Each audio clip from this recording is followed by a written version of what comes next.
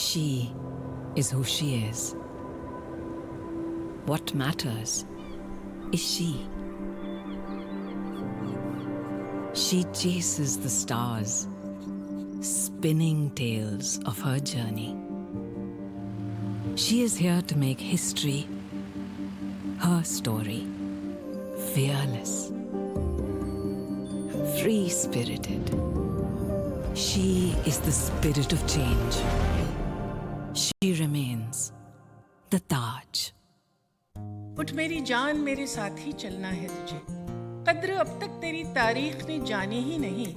Why should there be a special day for Women's Day? Why shouldn't every day be Women's Day? Every day is not Women's Day in a patriarchal society. तुझ में शोले भी हैं, बस अश्क फिशानी ही नहीं. अपनी तारीख का उन्माद बदलना है तुझे. It's taken long time to come where we have. In order to make an equal society, उठ मेरी जान, मेरे साथ ही चलना है तुझे. This company has had 120 AGMs. This hotel where we are sitting was opened in 1903, so which is almost getting to 120 years in operation. It is very difficult but not impossible to keep finding new things. Having said that, why should we give up something that is good and has been a part of our journey? So 20 years ago, if the platform we were provided with, the commitment we were provided with about She is the Taj led to the campaign that She remains the Taj. And I think that is what signifies this group, the Indian Hotels Company, as it was named by our founder, popularly known as the Taj Group.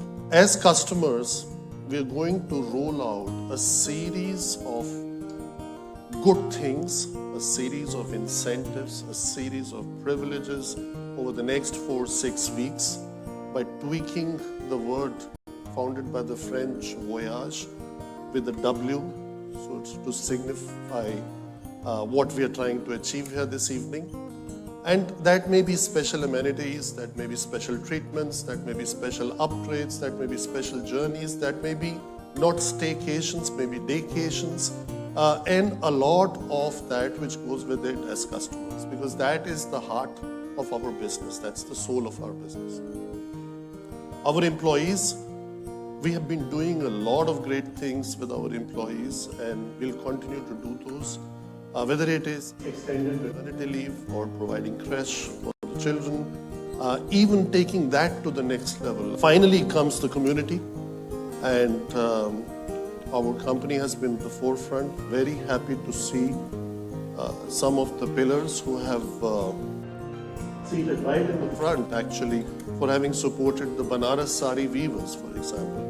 So all the uniforms that you see here is providing that kind of support, or off late also with some of our partners like AB InBev, with whom we have done a microbrewery to encourage women to get into the workforce and basically employing them to create livelihoods and support the community. So I think all in all, celebrating this momentous occasion this evening under the true spirit of what we define as Taj.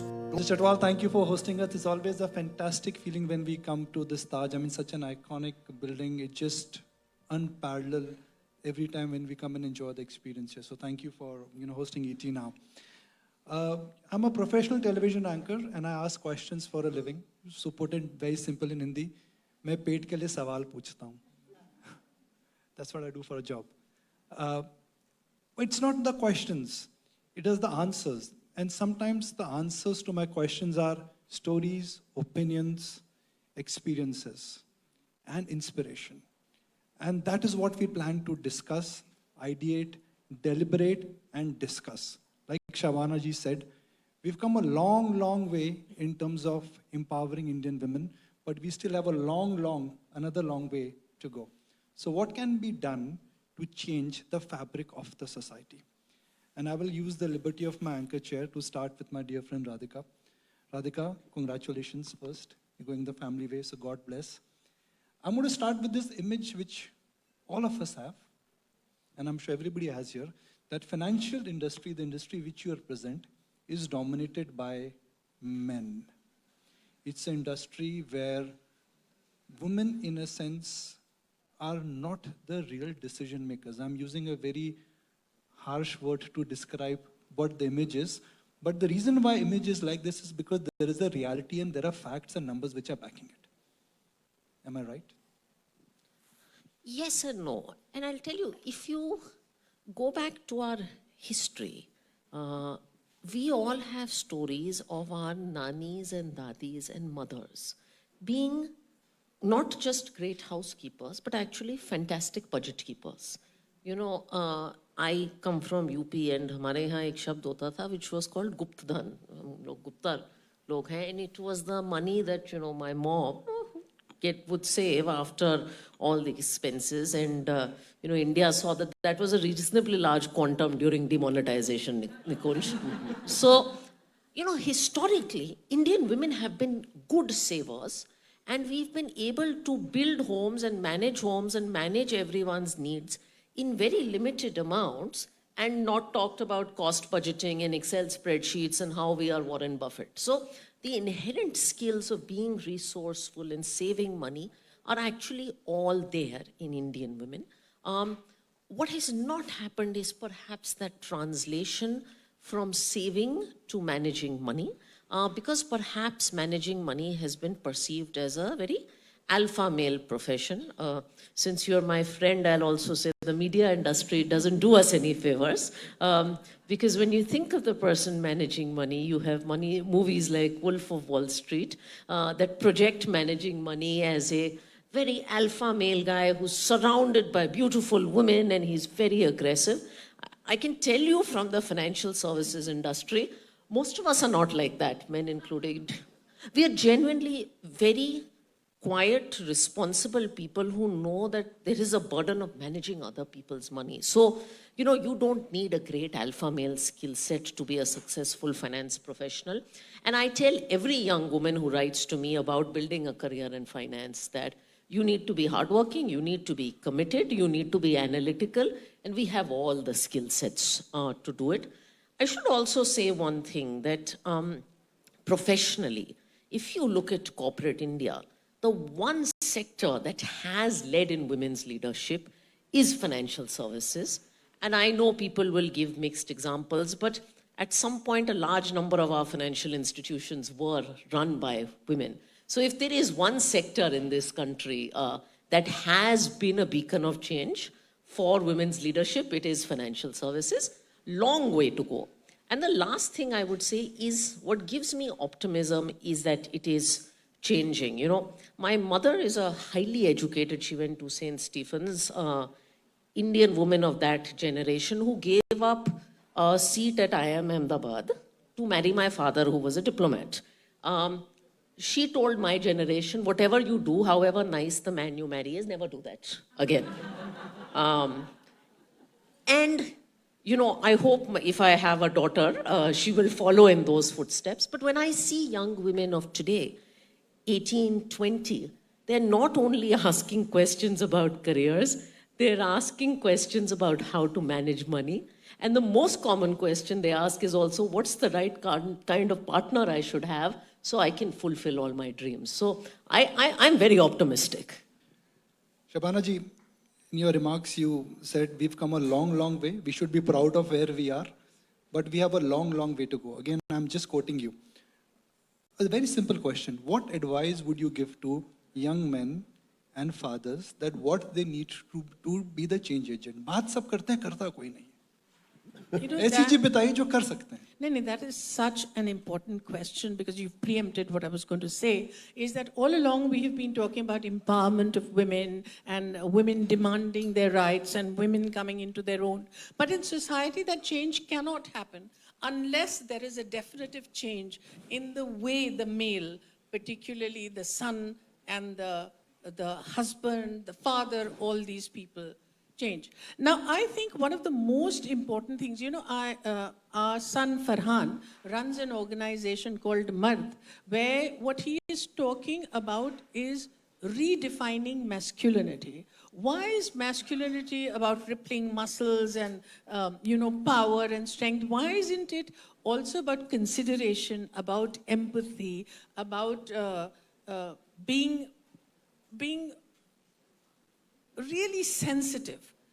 I think that's a very important thing he's doing, because he's going into colleges and schools and talking to boys. So I think until and unless men bring about that change in them, society is constantly going to be unbalanced. So it's not enough to tell the woman, you stand up and demand your rights. It's also to tell the men, change the way in which you're thinking. Nowhere is this more apparent than in the way we protect our girls walking on the streets or going into a club wearing a certain kind of dress. And the young children today say that, why can't I wear what I want to wear? Why don't you put men on a leash? Why is it we? You see, so this change has to come. And I think this change can come only if we talk about a society in which men, the man and the woman, the yin and the yang, is perfectly balanced in every person. Only then can we become a healthy society, I think. Mr. Chatwal, the Taj group of hotels and Tatas, 8 lakh employees, over 2 lakh women employees. What is your commitment in terms of making sure that this entire equality gap is narrowed? Let's talk about Indian hotels per se. So currently our workforce is 18%, and I forgot to mention it earlier, so it's good you asked this question, is we are committing that over the next 5 years, we will increase it by 50% to go to 25% of our total workforce. It might sound low, but that is just the reality of this business, because there is a lot of work that happens behind the scenes. It's one of those industries which works 365 days a year and 24 hours a day, and it's very difficult to balance work and life and families. And also, in order to keep it simple, we have committed to skill 100,000 people over the next 5 years, and we said 25% of that will also be women at different levels, whether it's apprentice level, management trainees, skilling of, for providing livelihoods with the help of the platform of CII. So we have committed to that, and actually we already started doing it. So this year, the batch of management trainees is 70% women. So it's not even 50. So it's a very, very good news. I recently interacted with them. So no, it's positive and it's improving, and it's a step in the right direction. Let me just refer to a Deloitte report here. It talks about, if you look at the number of women in the board, the number is at 17.1. That's the Deloitte number. Even though the mandatory number is slightly higher, not as much higher. Do you see that changing? And why is that not changing? Can I tell you another statistic? Do you know that post-COVID, you have only 7% women workforce participation in urban India?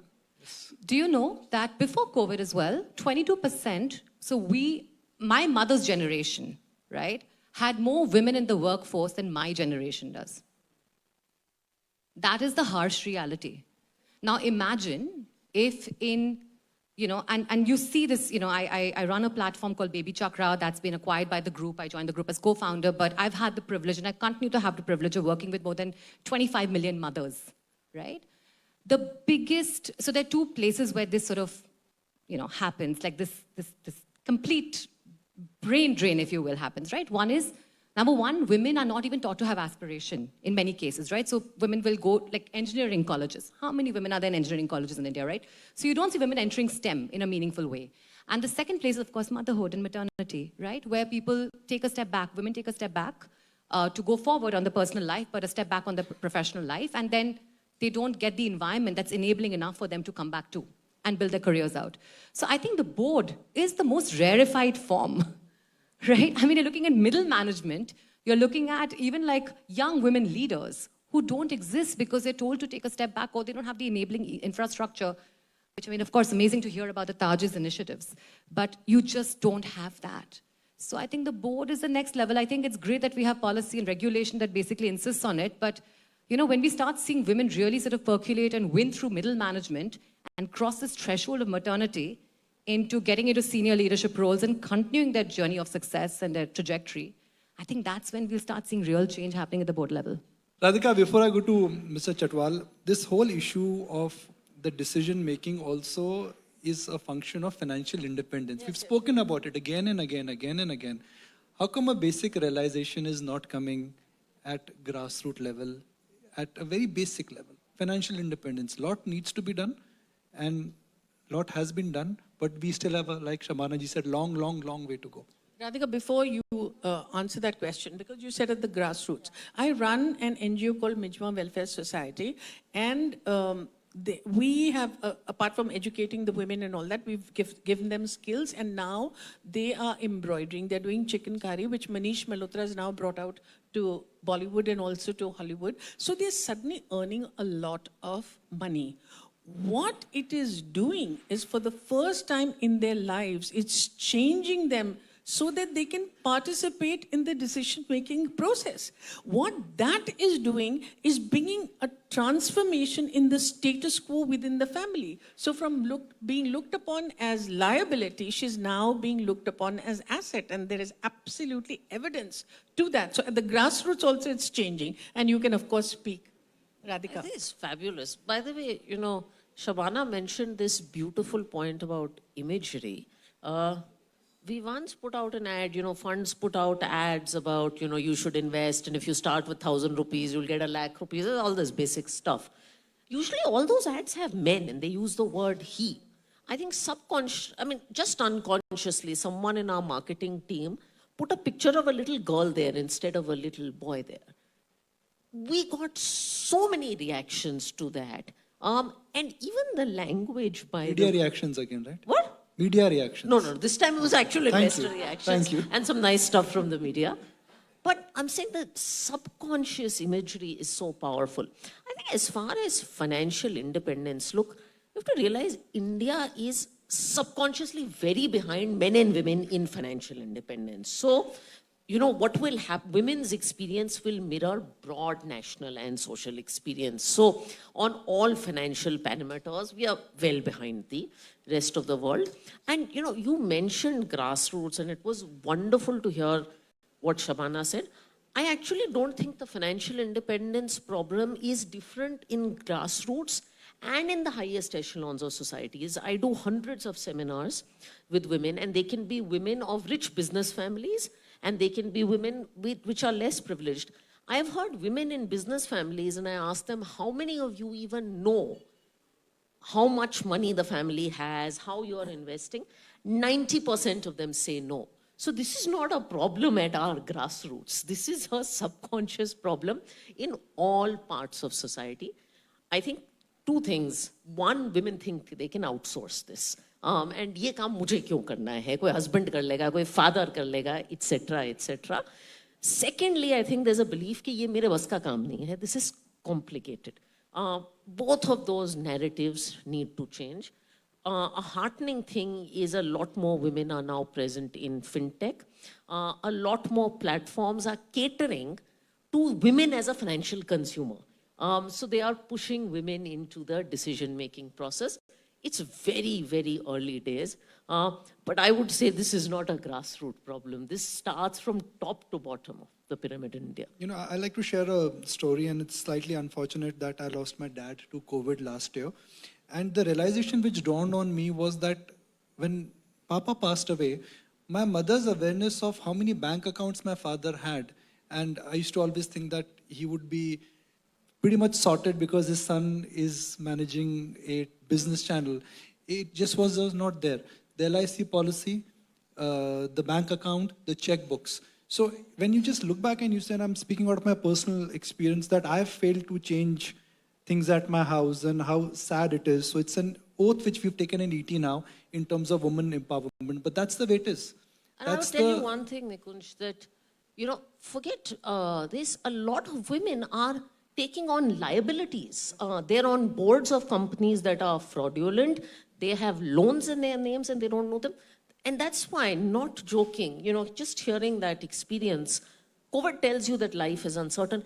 Everyone should do that quarterly spreadsheet exercise. My mother, who never got involved in the family finances, now insists that she does that with my father to know where the family wealth is, because we work so hard to save that money. The minimum we can do is have awareness of what it is. I'm going to ask you a different question.